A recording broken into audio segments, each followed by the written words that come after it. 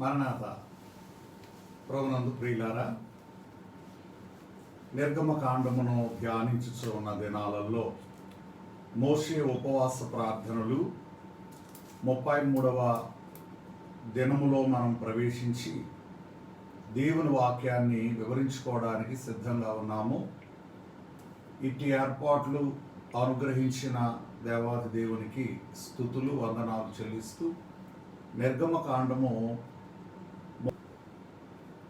మోషే సీనాయి కొండపైకి వెళ్ళి దేవునితో గడపడానికి నిర్ణయించుకొని నిర్గమకాండము 24వ అధ్యాయము చివరి భాగంలో మనం చదువుకున్నట్లయితే మోషేను దేవాది దేవుడు 15వ వచనంలో మోషే కొండ మీదకి ఎక్కినప్పుడు ఆ మేఘము కొండను కమ్మెను. యెహోవా మహిమ సీనాయి కొండ మీద నిలిచెను. మేఘము 6 దినములు దాన్ని కమ్ముకొనెను. 7వ దినమున ఆయన మేఘములో నుండి మోషేను పిలిచినప్పుడు యెహోవా మహిమ కొండ శిఖరం మీద దహించు అగ్నివలే ఇశ్రాయేలీల కనులకు కనబడెను. అప్పుడు మోషే ఆ కొండ మీద రేయింబవళ్ళు 40 దినములుండెను. ప్రియులారా, 40 days day and night on mount Sinai, సీనాయి కొండ పవళ్ళు 40 రాత్రులు మోషే గారు సమయాన్ని గడిపారు. ఎందుకు ఈ మాటలు మనం జ్ఞాపకం చేసుకుంటున్నామనంటే, మోషే కొండ దిగుట తడవు చేసినప్పుడు మోషే ఆలస్యం చేయలేదు. మోషే కావాలని కొండ మీద కూర్చోలేదు. మోషే దేవుని మాట మేరకు కొండపైకి వెళ్ళి ఆ యొక్క కొండ మీద 40 దివారాత్రులు ఉండుట జరిగెను. ఇది దైవ ఆహ్వానము, ఇది దైవ చిత్తము, దైవ సంకల్పము. వీళ్ళారా, మోషే దేవుని మాటను కాదనేవాడు కాదు. కాబట్టి ఈ జనులు మోషే ఏమాయనో మాకు తెలియదు. అప్పటికి జాగ్రత్తగా మనం గమనించినట్లయితే సీనాయి కొండ యొద్దకు వారు వచ్చిన తరువాత 50 దినాలు, దానికి మరొక 40 దినాలు మనం కలిపినట్లయితే 90 దినాలు, 90 days అయింది. ఈ 90 దినాలకి వారు కంగారు పడిపోతూ ఉన్నారు. మోషే ఏమాయనో మాకు తెలియదు. వీళ్ళారా, తెలుసుకోవాల్సినటువంటి ఆశ, తెలుసుకోవాల్సిన అవసరం వారికి ఉంది. అయితే వారు తెలుసుకోలేదు. దేవదాసి గారు తెలియని విషయములో దేవునిని అడిగి తెలుసుకొనవలెను అని బయలుపరిచారు. దేవునిని అడుగుట ద్వారా దేవుడు బయలుపరిచేవాడు. అది ఈ దినాల్లో చాలా సులువు. ఆ దినాల్లో అంత అనుభవం అనేకులకు లేదు.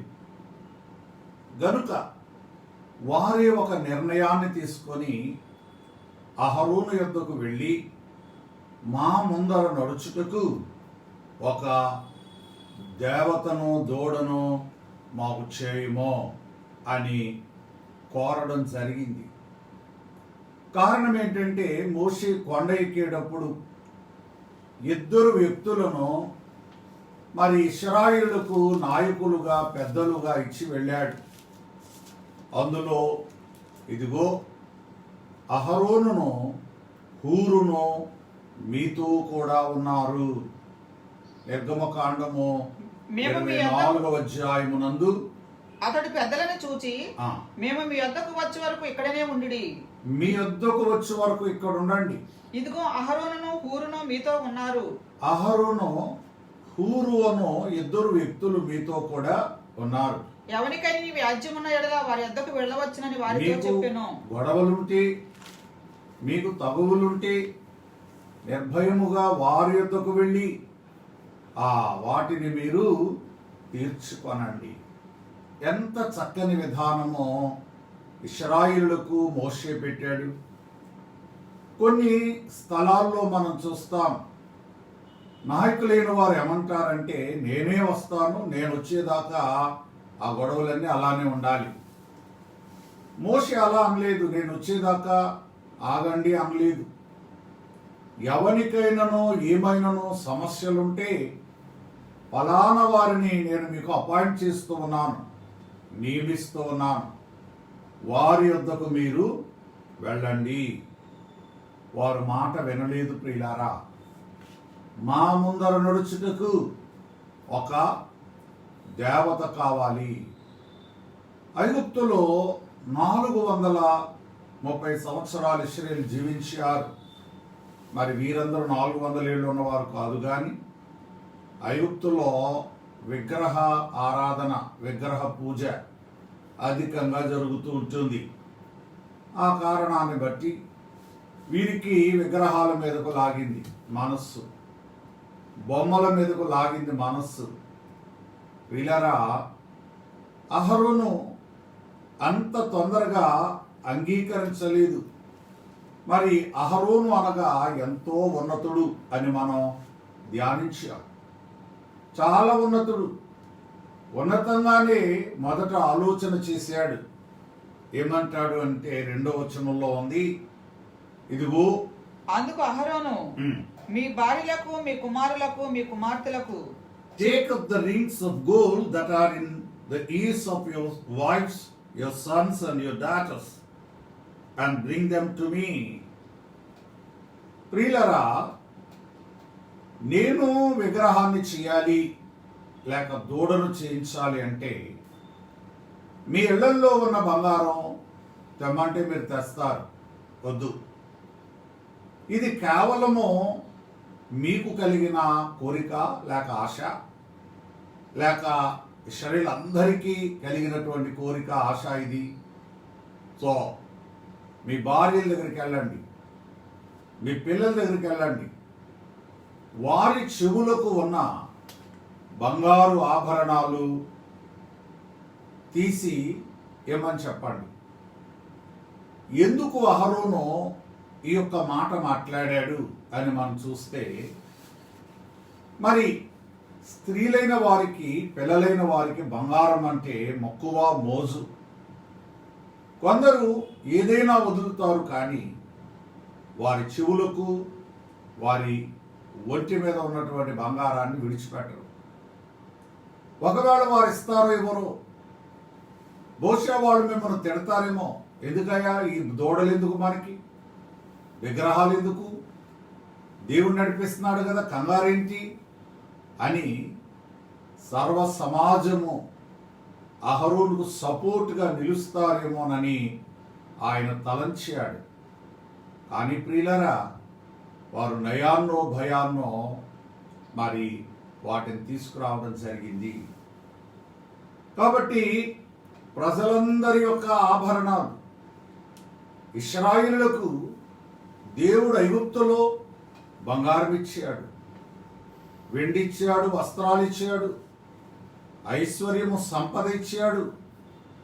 ఎందుకు ఇచ్చాడు అని ఆలోచన చేస్తే, అరణ్యములో తన ఆలయాన్ని కట్టించుకోవడానికి, దేవుని మందిరానికి బంగారం కావాలి, వెండి కావాలి, సామగ్రి కావాలి. కనుక దేవుడిప్పించినవి ఆయన వాడుకోవాలి అని తలంచాడు. కానీ ప్రియులారా, ముందుగా దేవుని పని కంటే ముందుగా సాతానుడు వాడుకోవాలి అని తలంచాడు. దేవుడు తలంచే కొన్ని పనులకు సాతానుడు అడ్డుపడుతూ ఉంటాడు. మరి సాతానుడు ముందుగా వాడుకోవాలి అని చూస్తూ ఉన్నాడు ఇక్కడ. గనుక ప్రజలను రెచ్చగొట్టి ఈ యొక్క కార్యమునకు ప్రేరేపించినాడు. ప్రజలందరూ తమ చెవులనున్న బంగారు పోగులను తీసి అహరోను వద్దకు తెచ్చిరి. అతడు వారి యొద్ద వాటిని తీసుకొని పొగరుతో రూపమును ఏర్పరిచి దానిని పోత పోసిన దూడగా చేసెను. ప్రియులారా, ఒక దూడగా చేసెను. ఈ దూడనే గోల్డెన్ కాఫ్ అంటాం మనం. ఐగుప్తు దేశంలో ఇశ్రాయేలీలు బస చేసిన హోరేబు ప్రాంతానికి దగ్గరలో ఇంచుమించుగా 1 కిలోమీటర్ యువతలన ఈ ఖాళీ ప్రదేశం ఉంది. మరి ఆ యొక్క ప్రదేశంలో ఒక స్థలం ఉంది. ఆ కొండలు ఇప్పటికీ ఉన్నాయి. చిన్న కొండ మీద ఆ యొక్క దూడను పెట్టడం జరిగింది. మరి ఎవరో ఆనాటి కాలంలో ఈ యొక్క బంగారు దూడ బొమ్మను ఆ రాతి మీద చెక్కారు. ప్రియులారా, పలుమార్లు సంఘాల్లో నేను ఈ వీడియో చూపించాను. అలాగే మరి ఫేస్బుక్లో కూడా మేము అందించాం. బొమ్మలు కాదది, ద ఒరిజినల్ వన్ అన్నమాట. అంటే దాని కన్నుతో సహా మనకు స్పష్టంగా ఆ దూడ రూపము కనబడుతూ ఉంటుంది, గోల్డెన్ కాఫ్. స్నేహితులారా, సో ఇందును బట్టి ఆ యొక్క దూడ తయారైపోయింది. అయితే 7వ వచనంలో దేవుడు సమస్తాన్ని ఎరిగినవాడు గనుక యెహోవా మోషేతో ఇట్లనెను, నీవు దిగి వెళ్ళుము. ఐగుప్తు దేశం నుండి నువ్వు రప్పించిన నీ ప్రజలు చెడిపోయిరి. స్నేహితులారా, go down, for your people whom you brought out of the land of Egypt have corrupted themselves. So నీవు దిగి వెళ్ళుము. నీ ప్రజలు whom you brought from Egypt as corrupted, వారు చెడిపోయారు, వారు పాడైపోయారు, వారు చెడ్డవారిగా మారిపోయారు. ఐగుప్తులో ఉన్నప్పుడు దేవా దేవా, ఇశ్రాయేలు దేవా, అబ్రహాము దేవా, యాకోబు దేవా, ఇస్సాకు దేవా అని మొరపెట్టినటువంటి ఈ జనులే మరి ఆ ఫరో యొక్క కాడి దాసత్వం పోయేసరికి దీనత్వం పోయింది. ప్రియులారా, కొందరికి శ్రమ ఉంటేనే కానీ భక్తి ముందుకు సాగదు. శ్రమ లేదు, పని లేదు, ఇబ్బంది లేదు, నీళ్ళు వస్తున్నాయి, తాగుతున్నారు. అలాగే పైనుండి ఆహారం పడుతుంది, మొన్న తింటున్నారు. ఏ పని లేదు, తింటున్నారు, సోమరులా ఉంటున్నారు. కాబట్టి వీరికి కొత్త కొత్త ఆలోచనలు, కొత్త కొత్త తలంపులు. The idle man mind is devil's workshop అన్నారు. ప్రియులారా, ఖాళీగా ఉన్నటువంటి వాని యొక్క తలంపులు ఎలా ఉంటాయంటే దయ్యాల కర్మాగారం లాగా ఉంటాయి. వీరికి చెడ్డ ఆలోచనలు వచ్చాయి. విగ్రహారాధన గుర్తొచ్చింది. ఇదిగో మా ముందర నడుచుటకు, ఇశ్రాయేలు ముందర నడిచేవాడు దేవుడు. ఐగుప్తులో మీరు ఎలా ఉన్నారు జ్ఞాపకం చేసుకోండి. చాలా మంది కష్టాల నుండి బయటపడగానే గుడి మానేస్తారు, సంఘానికి రావడం ఆపేస్తారు. ప్రియుల సమస్యలు తీరగానే, సొమ్ము రాగానే, ధనవంతులైపోగానే ప్రార్థన పక్కన పెడతారు, దేవుణ్ణి పక్కన పెడతారు. సో వారు గొప్పోళ్ళు అయిపోయామని అనుకుంటారు. ఈ సమయంలో దేవుడు అంటూ ఉన్నాడు, the people whom you brought from Egypt was corrupted. కాబట్టి దేవునికి బాధ కలిగింది. యో పీపుల్ అని దేవుడు సంబోధిస్తూ ఉన్నాడు. గో డౌన్, ఫర్ యో people whom you brought out of the land of Egypt have corrupted themselves. ప్రియులారా, నిర్గమకాండం 3వ అధ్యాయంలో 7వ వచనమునందు మనందరికీ తెలిసిన మాట, నిశ్చయముగా ఐగుప్తులోనున్న నా ప్రజల బాధను నేను చూచితిని. ఐగుప్తులో నా ప్రజలు ఉన్నారు, వారు బాధలో ఉన్నారు. ఆ బాధంతా నేను కనులార చూచాను అని దేవుడు మాట్లాడుతూ, వారు పెట్టిన మొరను వింటిని. ఆ దినాలలో వారు మొరపెడుతూ ఉన్నారు గనుక, ప్రార్థన చేస్తూ ఉన్నారు గనుక. స్నేహితులారా, 7వ వచనంలో దేవుడు స్పష్టంగా, I have surely seen the affliction of my people who are in Egypt. ప్రియులారా, మై పీపుల్ అంటే నా ప్రజలు అన్నటువంటి దేవుడు ఇవాళ నీ ప్రజలు అని మాట్లాడుతూ ఉన్నాడు. ఇది మనం ప్రతి ఏడాది చెప్పుకునే మాటే. ఎప్పుడు మనం దేవుని ప్రజలుగా ఉంటామనంటే ప్రార్థించినప్పుడు, ఆయనను ఆరాధిస్తూ ఉన్నప్పుడు, ఆయనకు వస్తూ ఉన్నప్పుడు, ఆయన మందిర సహవాసము, ఆయన ఆలయములో సంస్కార సహవాసము, ప్రభు భోజన బల్ల దగ్గరను కనబడుతూ ఉన్నప్పుడు ఆయన ప్రజలుగా నీవు నేనుంటాం.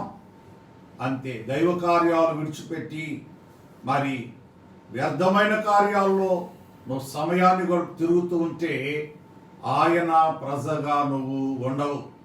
కనుక నీ ప్రజలు చెడిపోయింది. సో గూడౌన్, నువ్వు క్రిందకు వెళ్ళు. నేను వారికి నియమించిన త్రోవ నుండి త్వరగా తొలగిపోయి తమ కొరకు పోత పోసిన దూడను చేసుకొని దానికి సాగిలపడి బలి అర్పించి, ప్రియులారా, ఓ ఇశ్రాయేలు, ఐగుప్తులో నుండి నేను రప్పించిన నీ దేవుడు ఇదే అని చెప్పుకొనిరి. కొండ మీద ఉన్న దేవుడు కొండ క్రింద ఉన్న ఇశ్రాయేలీయుల యొక్క కార్యాలను స్పష్టంగా చూస్తూ ఉన్నాడు, గమనిస్తూ ఉన్నాడు. అలాగే మనము ఆలయంలో ఉన్నప్పుడు మనం చేసే పనులు మన దేవుడు చూస్తాడు. అట్ ద సేమ్ టైం మనం వేరు స్థలాల్లో ఉన్నప్పుడు చేసే పనులు కూడా దేవుడు చూస్తాడు. దావీదంటాడు, నీవు నా నడకను నా పడకను గమనించుచు ఉన్నావు, ఎరిగి ఉన్నావు. కాబట్టి ప్రియులారా, దేవుడు అంటూ ఉన్నాడు, మీరు లోబడనొల్లని ప్రజలు గనుక 9వ వచనంలో నేను ఈ ప్రజలను చూచి ఉన్నాను, ఇదిగో వారు లోబడనొల్లని ప్రజలు. వారు లోబడనొల్లని ప్రజలు. I have seen these people. కావున నీవు ఊరకుండుము, నా కోపము వారి మీద మండును, నేను వారిని కాల్చివేసి. It is a stiff-necked people. ప్రియులారా, సో నేను వారితో కూడా రాను. సో నేను దేవుడు ఇక నేను వారితో రాను అని స్పష్టముగా ఎప్పుడైతే తెలియచేశారో ప్రియులారా, వెంటనే ఆ యొక్క ప్రజలైన వారు మరి చాలా ఇబ్బందుల్లోనికి వెళ్ళిపోయారు. ఆ యొక్క ప్రజలైన వారు బాధలోనికి వెళ్ళిపోయారు. మరి ఇంకా మోషే కిందకు రాలేదు. అయితే ఈ యొక్క దూడ పూజ వారిని ఒక నాశనములోనికి నడిపించింది. దేవుడు పలికిన ఈ యొక్క మాట 33వ అధ్యాయము 4వ వాక్యంలో మనం చూస్తే ప్రజలు ఆ దుర్వార్త విని దుఃఖించిరి అని తదుపరి అధ్యాయంలో మనం చదువుకుంటాం. సో ఆ దుర్వార్త, దేవుడు రాకపోవడమే వారికి దుర్వార్త కాబట్టి దుఃఖించిరి. ప్రజలు ఆ దుర్వార్త విని దుఃఖించిరి. ప్రియులారా, ఎవడును ఆభరణములను ధరించుకొనలేదు. ఎందుకు దేవుడు రానన్నాడు? నిర్గమకాండము 22వ అధ్యాయము 20వ వచనాన్ని చూద్దాం మనం.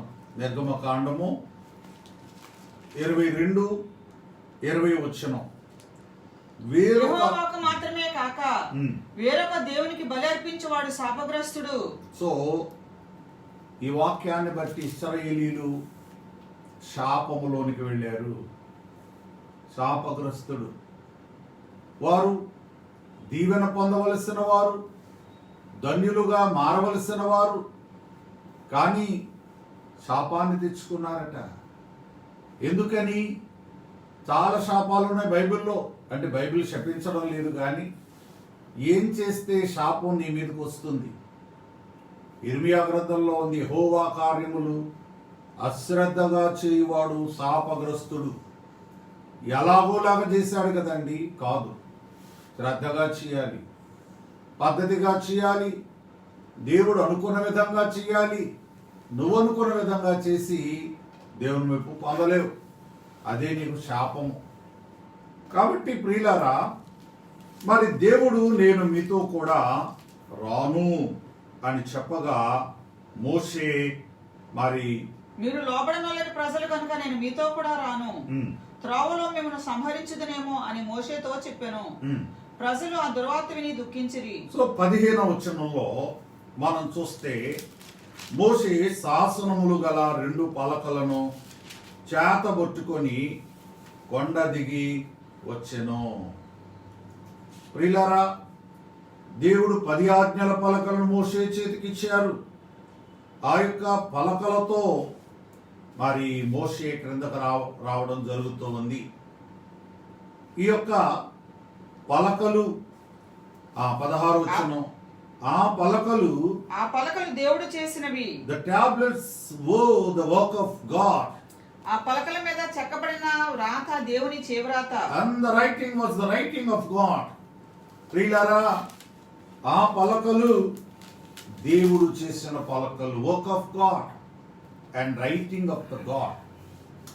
ఈ 2 పలకలు కూడా చాలా ప్రాముఖ్యమైన సందేశాన్ని మనకిస్తూ ఉన్నాయి. మరి మోషే సంతోషముతో దేవుని యొద్దకు వెళ్ళాడు, వేదనతో ఇశ్రాయేలు దగ్గరకు వచ్చాడు. సంతోషంగా దేవుని యొద్దకు వెళ్ళాలి. మనం సంతోషంగా వెళ్ళి సంతోషంగా దేవుణ్ణి ఆరాధన చేసుకొని అంతకు మించిన రెట్టింపు సంతోషంతో మన గృహాలకు తిరిగి రావాలి. కానీ ప్రియులారా, ఇక్కడ జరిగింది ఏంటి?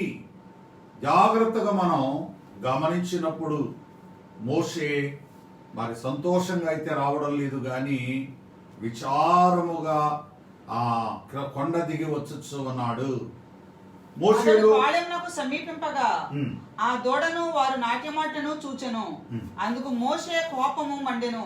ప్రియులారా, సర్వసాధారణంగా దైవజనులకు దైవ కార్యముల విషయంలో కోపం వస్తుంది.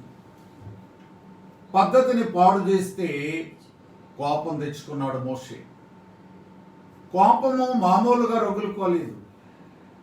అరే, ఈ 10 ఆజ్ఞల కొరకే దేవుడు నన్ను రమ్మన్నాడే, దేవాలయము నిర్మాణం కొరకు దేవుడు నన్ను రమ్మన్నాడే, నా కుటుంబాన్ని విడిచిపెట్టి, భార్య పిల్లలను విడిచిపెట్టి, బాధ్యతలను విడిచిపెట్టి, తిండి ఆహారము నీరు నిద్ర అన్నిటిని విడిచిపెట్టి నేను దేవుని యొక్క సన్నిధిలో 40 దినాలు గడిపి నేను వచ్చేసరికి మీరు చేసిన పనిదా? సో దైవజనుడు చాలా మండిపడుతూ ఉన్నాడు. అహరోన్ అంటాడు, నా ఏలినవాడ, నీ కోపము నా మీద మండనీయకుము. నీ కోపానికి నేను కాలిపోతానేమో, నీ కోపానికి నేను ఆహుతైపోతానేమో. సో నువ్వు చాలా కోపంగా ఉన్నావు. మరి మోషే శాంత స్వభావుడు కదా, శాంతంగానే ఉంటాడు. కానీ ప్రియులారా, అక్రమాలు జరిగినప్పుడు మరి ఎవరు శాంతంగా ఉండలేరు. అక్రమాలు చెడ్డ కార్యాలు జరిగినప్పుడు కోపపడడం అనేది సహజం, మరి మండిపడడం అనేది సహజం. సో అట్లా చేయకపోతే నువ్వు దైవజనుడివే కాలేవు, మోషేవు కాలేవు.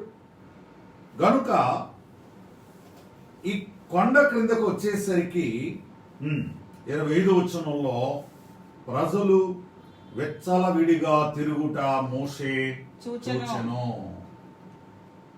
ప్రియులారా, వెచ్చలవిడిగా తిరుగుతూ ఉన్నారట. ఎవరి ఇష్టం వచ్చినట్టు వారు తిరుగుతూ ఉన్నారట. మరి ఇంగ్లీష్ బైబిల్లో మనం చూస్తే, and when Moses saw that the people had broken loose, ప్రియులారా, వారు కట్టు లేక తిరుగుతూ ఉన్నారు. దైవ గ్రంథం ఏం చెప్తుందంటే, దేవోక్తి లేని ఎడల జనులు కట్టు లేక తిరుగుదురు. పద్ధతులు ఉండాలి, రూల్స్ ఉండాలి. దేవుడు 21వ అధ్యాయంలో చెప్పాడు, these are the rules you have to follow, you have to obey the rules. కాబట్టి వారు లూజ్గా తిరుగుతున్నారంటే రూల్ లేకుండా తిరుగుతున్నారు, కట్టడి లేకుండా తిరుగుతున్నారు, దేవుని చిత్తం లేకుండా ఎవరిష్టానుసారం వచ్చినట్లు వాళ్ళు చేస్తూ ఉన్నారు.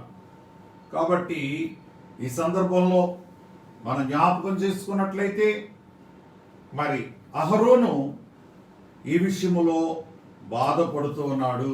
వారి విరోధులలో వారికి ఎగతాళి కలిగినట్లు అహరోను విచ్చలవిడిగా తిరుగుటకు వారిని విడిచిపెట్టి ఉండెను. మరి ఈ సందర్భంలో నేను కొన్ని ప్రత్యేకమైనటువంటి మాటలు వివరించాలని ఆశపడుతూ ఉన్నాను. 19వ వచనం మనం చూస్తే, ఆ దూడను వారు నాట్యమాడుటను మోషే చూసెను, మోషే కోపము మండెను. ప్రియులారా, అతడు తన చేతులలో నుండి ఆ పలకలను పడవేసి వాటిని పగులగొట్టెను.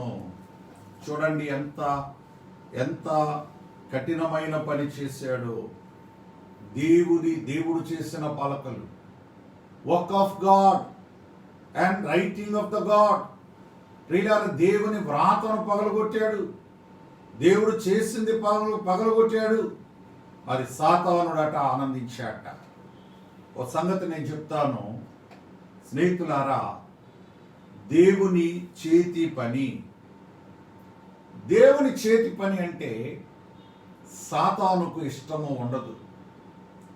దేవుడు తన చేతితో ఆదామును నిర్మించాడు, అవ్వను నిర్మించాడు, ఎముకను తీసి స్త్రీనిగా చేసెను.